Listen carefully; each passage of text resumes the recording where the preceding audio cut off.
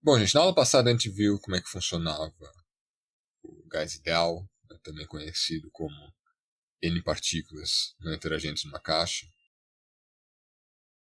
E a gente tirou a distribuição no princípio canônico para ela e como é que ficava a energia média desse conjunto de partículas numa caixa. A gente chegou à conclusão que realmente bate com a cara geral da energia interna. Na termodinâmica a gente conseguiu fazer aquela conexão do parâmetro beta que aparece, né, na distribuição do princípio canônico e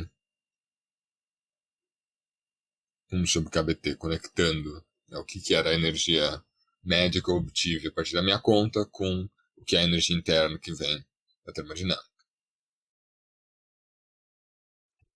Muito grosso modo, o que a gente tinha chegado era a seguinte distribuição. Eu tinha um ρ para as posições da partícula 1, posições da partícula 2, até as posições da partícula n, momentos da partícula 1 até os momentos da partícula n, que era basicamente 1 sobre uma constante de normalização z, e que eu tinha exponencial de menos beta p1 ao quadrado sobre 2n vezes exponencial de menos beta p2 ao quadrado sobre 2n, onde aqui eu já estou pensando já no módulo do vetor p1. E assim por diante até que exponencial de menos beta p ao quadrado sobre 2n. E as posições entram no suporte da minha distribuição, ou seja, o xi tem que estar dentro da caixa para todo i.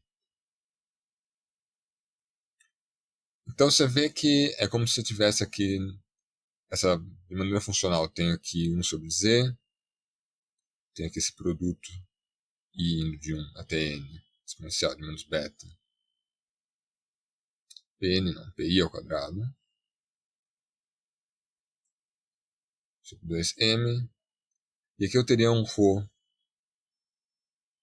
de x1 da caixa até um ρ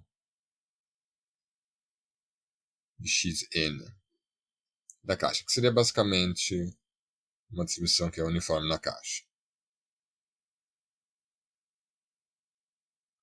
Tem que ser uniforme exatamente porque o x não aparece funcionalmente em nenhum lugar aqui. Então a única coisa é se eu zero se eu estou fora da caixa e eu dou uma certa constante se eu estou dentro da minha caixa. Então você percebe que a gente vai ter várias variáveis que vão ser independentes aqui, porque a gente tem uma distribuição conjunta, que é um produto de várias distribuições de cada uma das variáveis. Então, por exemplo, as posições são independentes entre si, ou seja, o que está acontecendo com a partícula 1, em termos de posição, não interfere no que está acontecendo com as outras partículas, o que faz sentido porque as partículas não estão interagindo umas com as outras.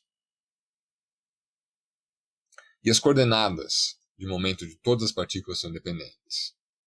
Então, todos os PI, X, PI, Y e PI, Z são independentes. Ou seja, as coordenadas dos momentos. As coordenadas das partículas elas não são necessariamente dependentes. Por exemplo, se dependendo do formato da minha caixa, aí saber uma coisa sobre uma das coordenadas pode me dar informação sobre as outras, mas as coordenadas dos momentos vão ser verdadeiramente independentes. Eu vou então querer olhar nesse vídeo aqui a seguinte pergunta: quão rápido as partículas no meu gás estão se movendo?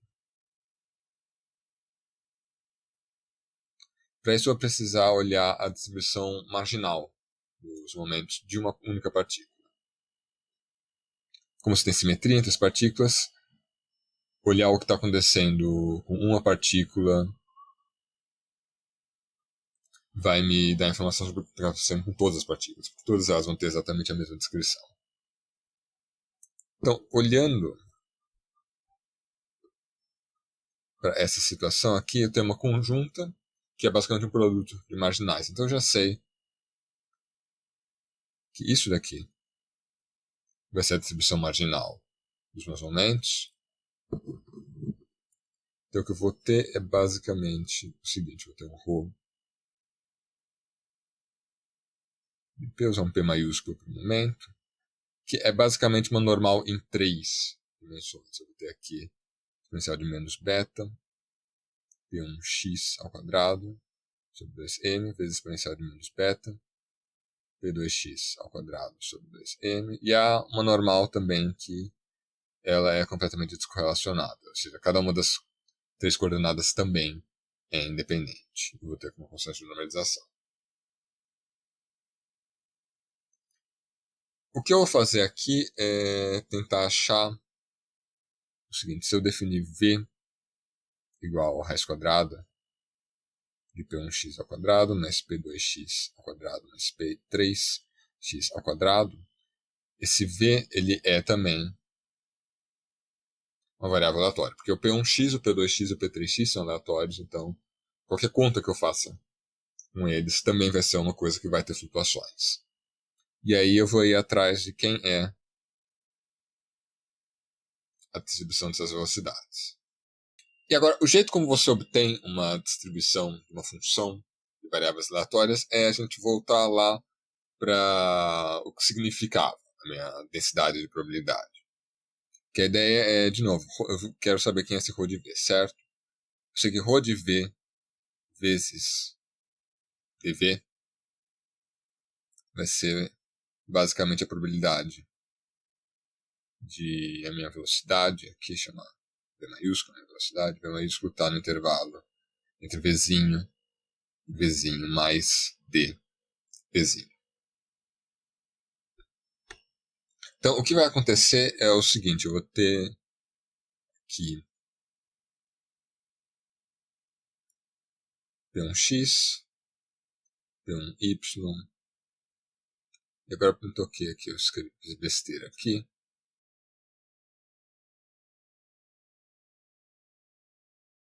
P1y, P1z, aqui também, não é P2x, é P1y, P1z, eu não estou olhando partículas diferentes, estou olhando coordenadas diferentes, mas é partícula.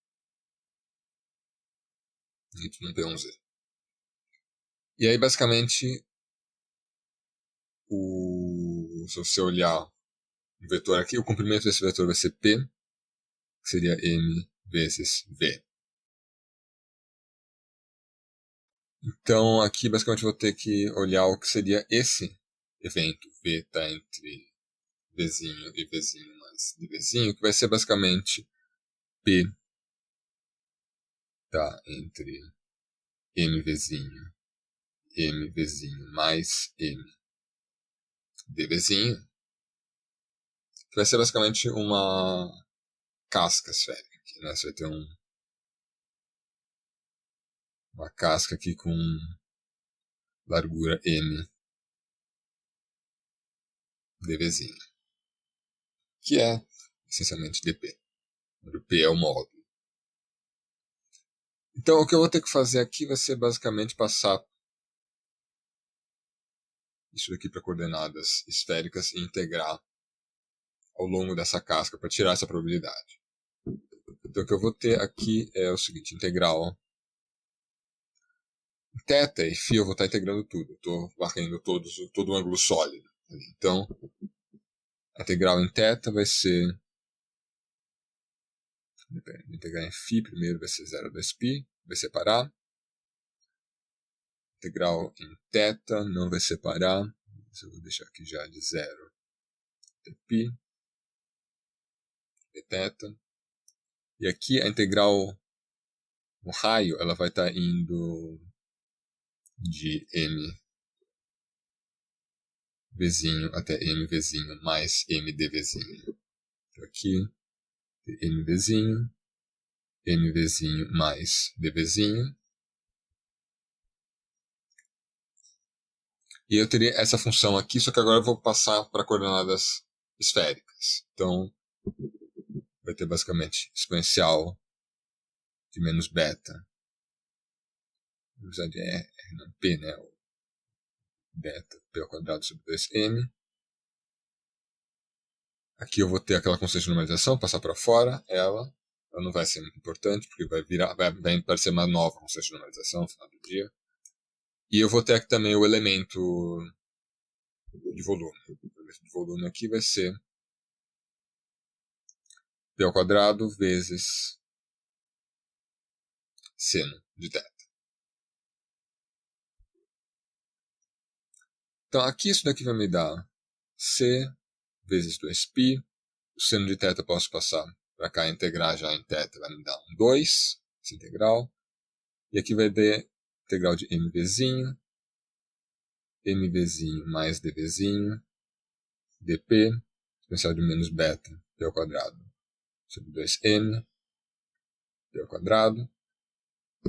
E agora, como eu estou integrando uma coisa contínua em intervalo infinitesimal, basicamente vai dar o valor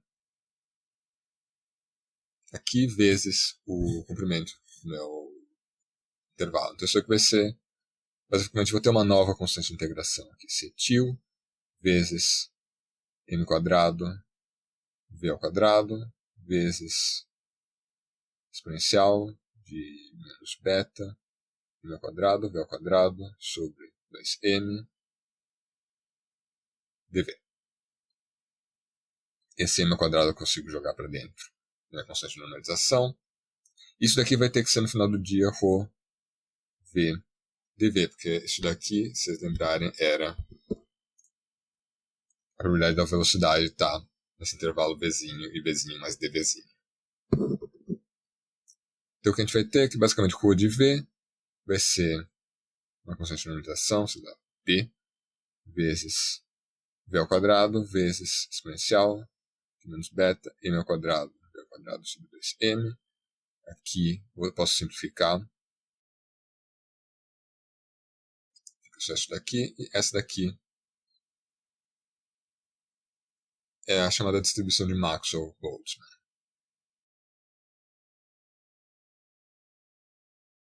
Deixando as coisas um pouquinho mais concretas, ou seja, colocando essa constante de normalização aqui e deixando as coisas em termos da temperatura, a gente vai ter a distribuição ρ de v, que vai ser igual a raiz quadrada de 2 sobre π vezes m sobre kBt elevado a 3 meios vezes quadrado vezes exponencial de menos m v ao quadrado sobre 2 kBt. Se você fizer o gráfico dessa distribuição, você vai ter uma coisa que vai ter essa carga. Ah, lembrando, sim, v maior ou igual a zero, que eu estou pensando que o v é o módulo da minha velocidade.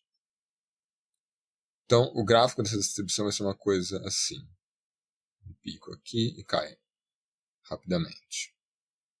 Aqui, velocidade e ρ de v.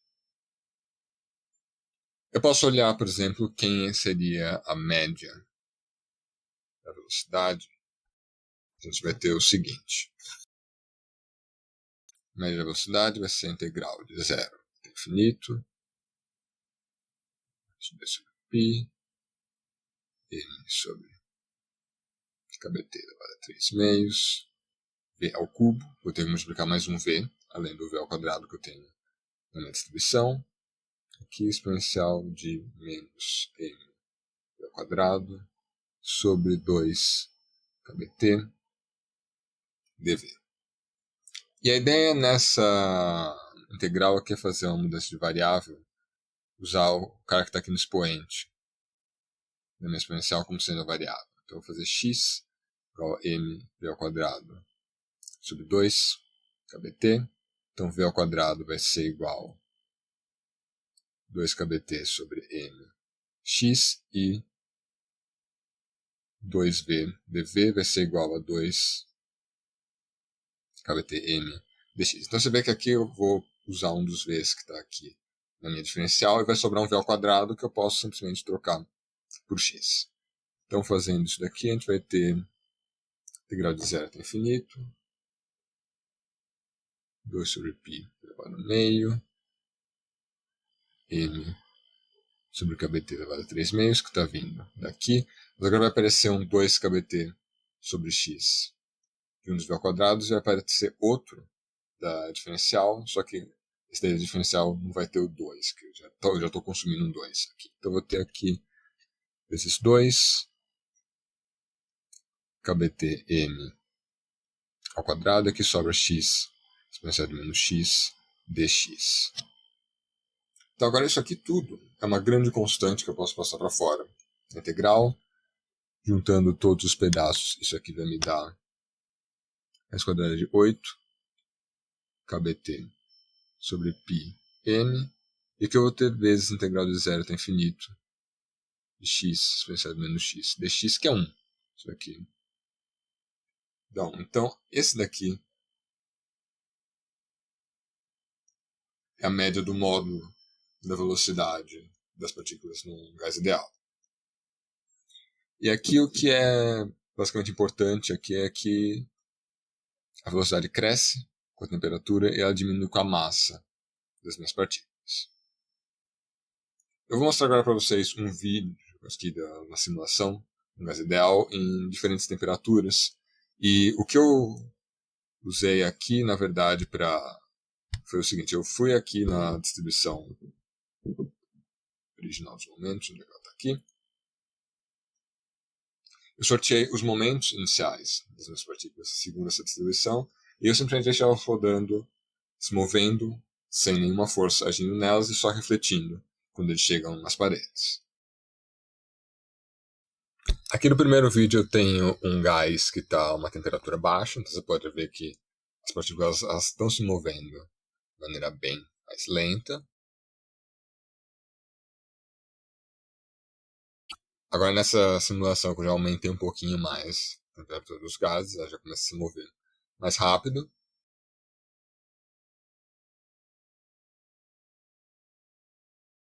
E aí nessa última simulação aqui eu já estou com temperatura bem maior, então agora os gases estão se movendo bem mais rápido.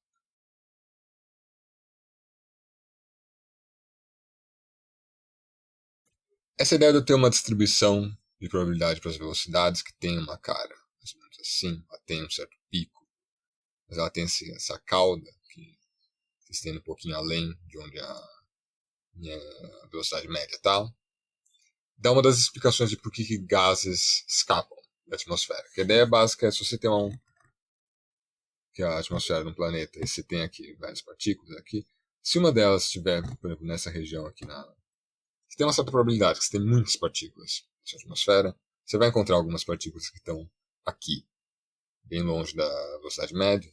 Se eles estiverem se movendo para fora e ele tiver uma velocidade que é maior que a velocidade de escape do planeta, ele não colidir com mais nenhuma, ela escapa para o espaço, não volta mais para o planeta. Então aí você perdeu aquela molécula da sua atmosfera.